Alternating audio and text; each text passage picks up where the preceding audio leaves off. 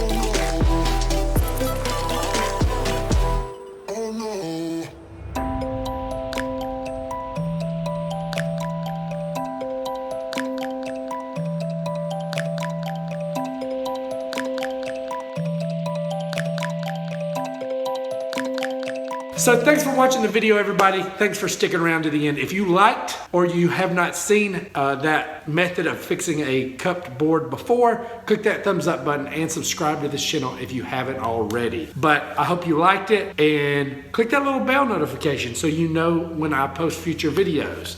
We are supposed to start on our house soon, so fingers crossed I have future videos of the house building process. So if you're interested in that, click that bell, and I'll see y'all next time.